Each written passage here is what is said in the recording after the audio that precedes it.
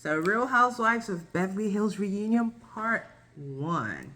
So, the ladies all look good. My best dress was definitely Garcelle. Like, her looking good on the chair. Like, she gave me life.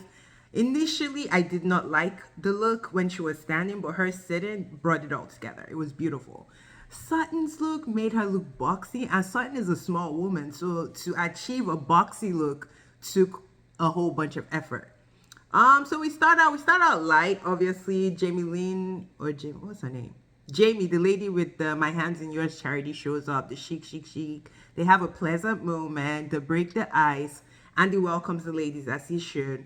Then the first segment immediately is about Garcelle's son. This is when things get real. And I felt that this segment was cut short because I felt like Andy was kind of rushing it. He wanted to do the bravo, like, disclaimer. We don't support, racial injustices. We don't support you bullying a 14-year-old. But he asked Garcelle, he's like, did you think he's one of the ladies that did? And Garcelle was like, yes, I definitely do think he's one of the ladies, which, I mean, at this point, it is what it is. But they go on and, they talk about it. The ladies are basically like, this is foul. This is bad. Erica and Lisa, for some reason, look guilty, even though they were apparently supporting. I don't know. It was just like a weird little vibe that was going on. And I just was like, okay, what the hell? But like Andy kind of rushed it. He's like, we at Bravo, we don't support this. This is brutal, da da da da da. And I'm like, Negro. Okay, so they kind of rushed Garcelle off that segment. She let us know he was starting his first week of high school, which I can't even imagine. Then they sent him her Playboy pictures that she did years ago. Like, just torturing this guy. And I really pray from the bottom of my heart that he rises above this. This doesn't affect his mental health or his physical health. Like, because things like this can be brutal, especially in this age. I'm a 90s kid, so like, this is all new to us. In this day and age, everything on social media is basically how this new generation kind of lives. So I pray to God that, he rises above and this doesn't like torture him in any way. But after that, we get to Dorit's home robbery.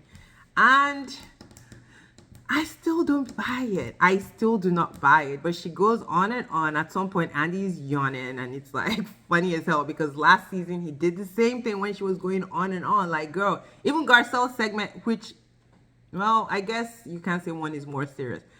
Personally, I felt Garcelle's was more real. Was the shortest segment. She was to the point. She said what she wanted to say. But Dorit is like embellishing. Oh, our life has changed. Your life before and after the robbery. There's still no evidence. Like, I don't know. I ain't buying it. That's just me. But if the evidence comes back, I will come back and eat crow. Okay? So we finished that. Then we get to Crystal and all her evolving stories, which kind of, I saw a clip and I was initially on Crystal's side because I thought Kyle was capping and trying to be mean. But looking at this conversation, Crystal's story definitely changed multiple times, especially when it came to what's her name, Sutton making a black statement. I think one of two things happened. Either Crystal over embellished or Sutton did say something crazy, but they've made up and they want to band together like the Fox 5. Because Sutton was super quiet. Everybody else was taking up for Sutton during this segment. And I'm like, why are you quiet? It is your reputation that they're fighting for. So at this point, I did not understand it. But Crystal is like, why can't we make up? The demonic sisters, Rena and Erica, were there like, oh, why are you guys brushing this under the rug? Because they want to, bitch. Okay? So it's just like, but she definitely changed her stories. Even when they asked her about the 14 friends, like, she said something initially, then Kyle was like, but some of those women were asked to be on the show. So it cannot be possibly because you're on the show, because they also had the opportunity to be on the show. Then she changed her story again. So I think Crystal lies, definitely. Oh, my eyelash.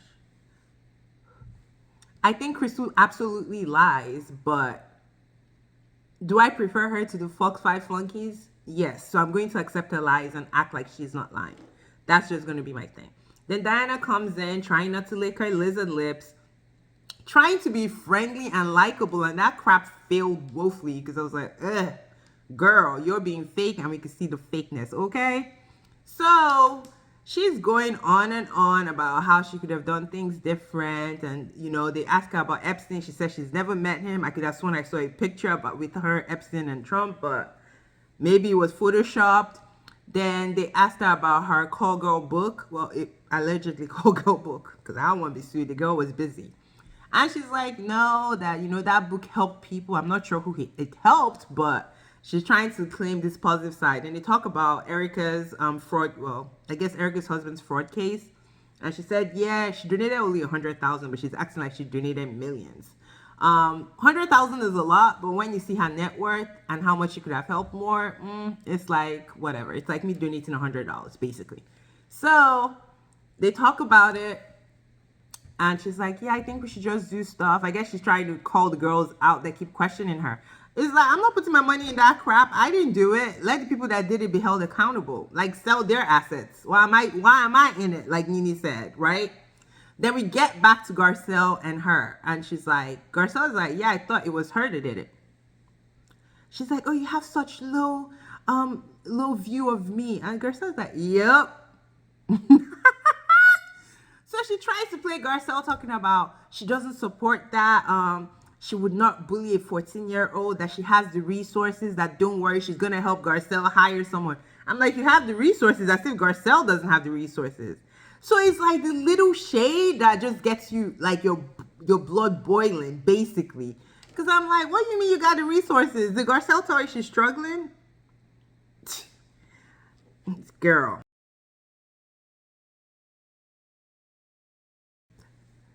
So Garcelle is looking at her like, girl, I don't need you to help me do nothing. I have an investigation going on myself, okay?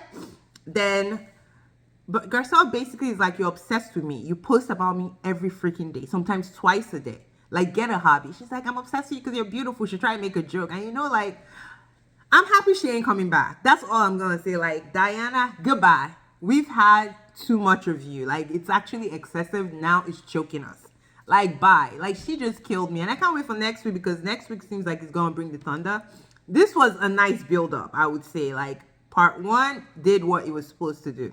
All right, guys. Y'all tell me what y'all think. Like, subscribe, share. Bye.